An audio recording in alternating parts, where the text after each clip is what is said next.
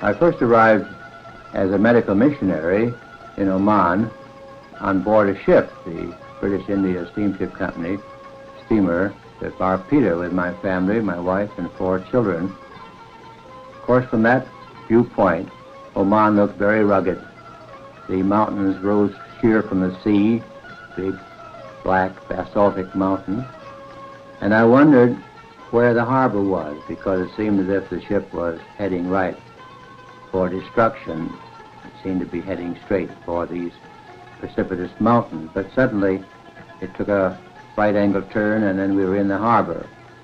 Here, a perfectly circular harbor, which once upon a time had been a volcanic crater, and on the shore we gleamed the white houses, the Sultan's palace, the British consul, and some of the more prosperous merchants' homes. On both sides of the harbor were these great Portuguese forts, which now are used, one as a penitentiary and the other as a garrison. Soon little boats were coming, and into one of these we unloaded our goods and were rowed ashore. Wells Thoms, human being, man, husband, father, Christian, doctor, representative of the Reformed Church in America, Christian to the people of Oman, missionary. Under orders from God and prepared by prayer and training, Dr. Thoms and his family arrived in the Middle East in 1931. Over the next 40 years, they gave their lives to join that company of men and women everywhere whose task it is to do the Master's work. Dr. Thoms' term as missionary was one of change. Oil was discovered first in Kuwait, later in Bahrain, then throughout the Middle East. A new spirit of nationalism rose, adding more problems to the already difficult task of communicating the good news to the Muslims. Standards of living around the world were raised, making the poor health conditions of undeveloped nations such as Oman stand out more acutely. Supporting Christians began to question some aspects of mission work. This also changed the spirit and style of missionary endeavor around the world. Dr. Thoms' work in Oman spanned 4 decades of such radical change. He reminisced about his life in Oman in an interview recorded shortly before his death. The country looks forbidding and severe and desolate, but these people are very friendly people. The food comes mostly from the sea. The Omanis use nets and lines and hooks, and this is a very inefficient way to harvest the great riches of the sea. Their date gardens, their date palms provide dates, and this is their second source of food. Third source of food is their goats and sheep, as well as rice, which is imported, and a certain amount of wheat, which is raised.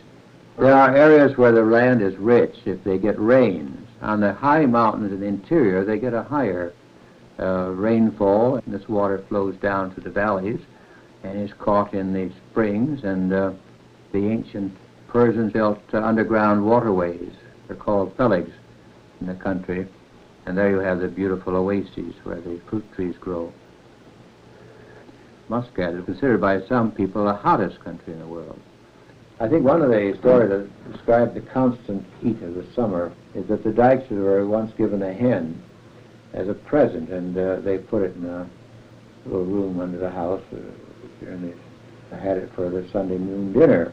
A couple of weeks later, they heard a beep, beep, beep sound in that room and went in and found 2 little chicks that hatched out from eggs that had not been sat on for 2 weeks.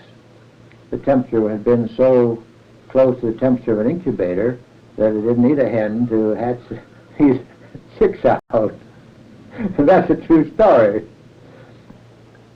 It is a custom that you cannot or should not leave a house without drinking coffee with the host. You'll go around 2 or 3 times, but it's very strong. It's fresh coffee. I have found as coming at the end of a tour, getting off a camel or a donkey, feeling very tired, being invited by First Arab I met to have coffee with him. He would first serve some dates, and then some coffee, and then some dates. A combination of the quick pickup from the carbohydrates in the dates and the stimulating caffeine effect would really pep us up. Mission work today changes, as all things must. But in its ever-advancing development, today's mission builds upon the solid foundation laid by men of vision, men like Wells Thoms. Today, the hospital is operated by the missionaries, but supported by the government of Oman. Years ago, however, Dr. Thoms experienced many problems in the daily routine. Hotels in Muscat, so a patient would book a room, any visitor would come to the hospital would find the whole family in the room and the cooking going on right there. They did all their business, they saw the town and went away happy that they'd been in Muscat.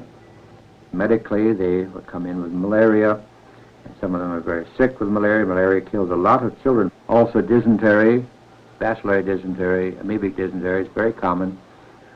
Tuberculosis is a killer in the country. I would say that it's one of their major problems, and it gives us great joy when we know that this young Sultan wants to do something definitely for the people to help stamp out tuberculosis. And then there's typhoid fever.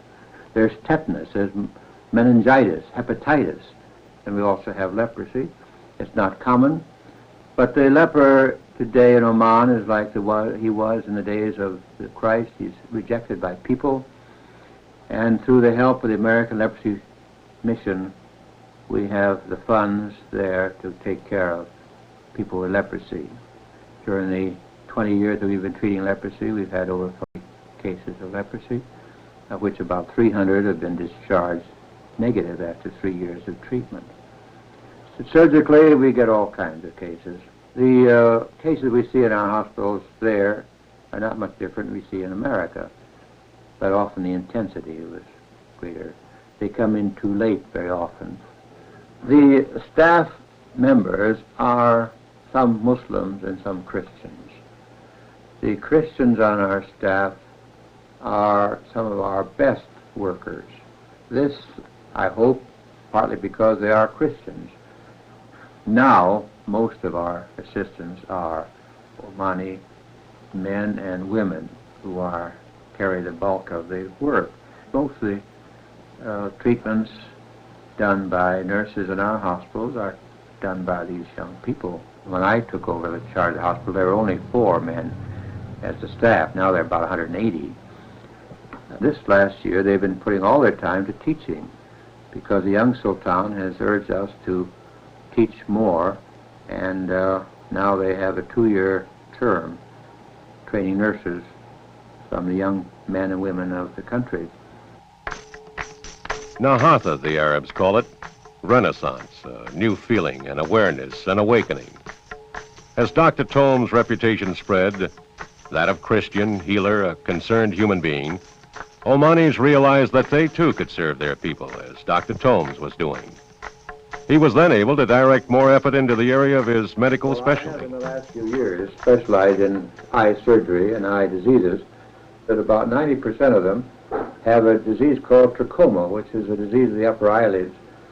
And of course there are a certain number of cataract operations. Last year we did about 120. It's a great thrill, of course, to be able to restore the sight for a person whose sight has become very dim. Each doctor has so many mornings in the outpatient department and so many mornings in the operating room. But in the old days, I saw them all because I was the only doctor. Our hospital, or practically the only hospital in the country, has become very dim. Each doctor has so many mornings in the outpatient department and so many mornings in the operating room. But in the old days, I saw them all because I was the only doctor. Our hospital, or practically the only hospital in the country, so that's just the people of the town themselves, Muscat and Muttra, with a population of 20,000, would make a very busy clinic. So, although we're only seeing maybe a fraction of all the people in the country, still 1% would make 1,000 people in the morning. In that parable of the Good Samaritan, we who have heard this all our lives are not quite thrilled by it. as the Omanis who never heard it before. The contrast between the robbers who robbed the man's need himself, the two men that went by and saw the need but did nothing about it, and then this other man who had compassionate heart and stopped and did something about it. And then Jesus commanded that lawyer, say, "Go ye and do likewise." This has struck fire in the hearts of Christians every time from the time of Christ. And I think is responsible more than anything else for the fact that there are Christian missionary hospitals all over the world, in every desolate and deserted place, as in Muscat, Oman. Traditional mission work is centered around many areas, including healing and teaching and setting examples of Christian behavior and ideals. This is still true, though the burden of actual work and administration has shifted to the government in many countries. Long before this in Oman, Beth Thoms recognized the great need for basic education. One of her main contributions has been to teach people, Omanis, their own language, teach them how to read. Amongst her more apt pupils are leprosy patients.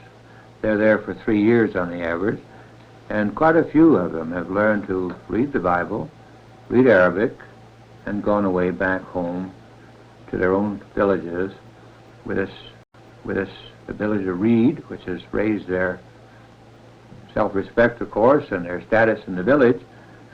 The school we have there is the only girls' school in the country until this last fall, when the government opened this school for girls. Before that, there were 2 schools for boys, primary schools, in the whole country. No secondary school, no high school. In our school, the mission school, there might be a few boys, but most of them are beautiful young ladies singing in very correct Arabic and reciting the prophecies and the fulfillment of Christ's coming from the Bible. Worship activities in the school and hospital and church are the center of our work. In the hospital, we have prayers before starting our morning clinic. Then on Sunday morning at about 11 o'clock, we used to have a service that people could come to, and then a prayer. Sunday mornings, at 9:30 usually, there's a service in the Muscat Chapel. At this service, usually lasting about an hour, we run through a service very similar to those in our churches in America.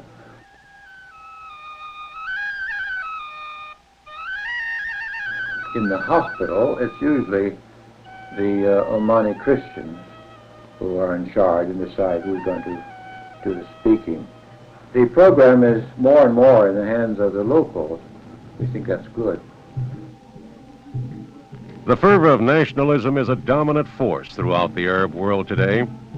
Dr. Thoms was part of that era, exhorting Omani men and women to heed the call of Jesus, healing, treating the sick, setting examples of Christian love. We have home singing, and I remember my father and mother often play the old Moody and Sankey hymns, of which one of them was Trust and Obey. It didn't impress me so much when I was a teenager or in college or my early years, but gradually these 2 words came through to me, trust and obey. There's no use working out there unless we believe he is what he said he was, the Son of God, and that he is the head, and I think that's in these periods when we get further in understanding, in dialogue. Now, it's on us. We can't just say we've made a speech and that's it, sort of rest on the laurels. It's got to be more of a heart-to-heart dialogue.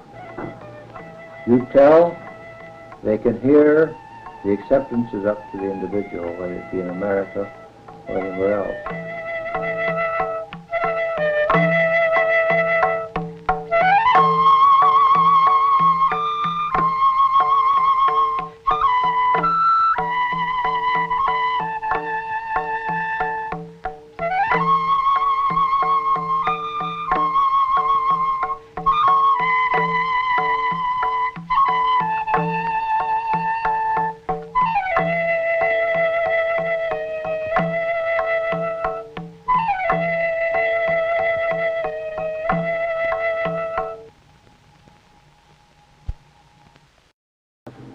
and that he is the head, that runs the show. So trust and obey, these two words I like to leave with other people. Of course, I'm sure the chief witness is whether we act like Christians, and this is the hardest part of life in the push and pull and tension of work.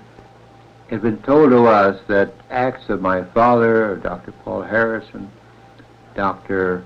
Husingfeld, and nurses on the staff have really influenced young men or women to want to become Christians.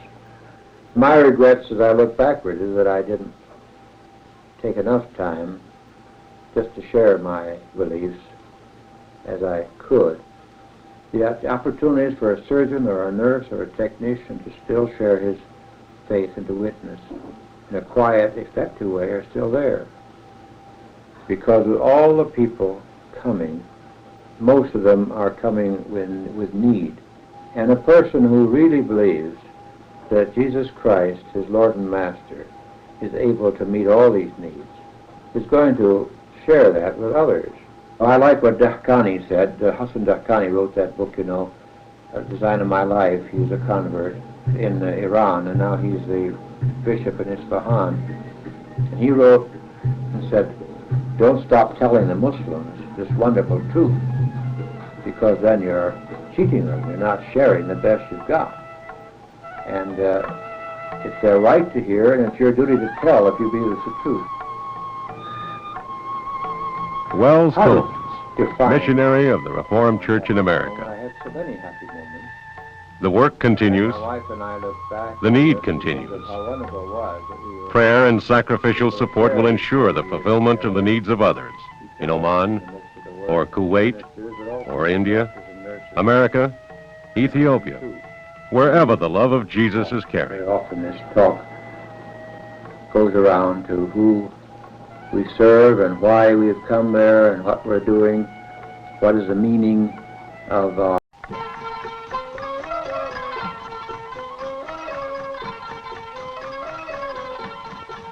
I first arrived as a medical missionary in Oman on board a ship, the British India Steamship Company steamer, the Barpita, with my family, my wife, and 4 children. Of course, from that viewpoint, Oman looked very rugged. The mountains rose sheer from the sea, big, black, basaltic mountains. And I wondered where the harbor was, because it seemed as if the ship was heading right for destruction. It seemed to be heading straight for these precipitous mountains. But suddenly, it took a right-angle turn, and then we were in the harbor. Here, a perfectly circular harbor, which once upon a time had been a volcanic crater, and on the shore we gleamed the white houses, the Sultan's palace, the British consul, and some of the more prosperous merchants' homes. On both sides of the harbor were these great Portuguese forts, which now are used, one as a penitentiary and the other as a garrison.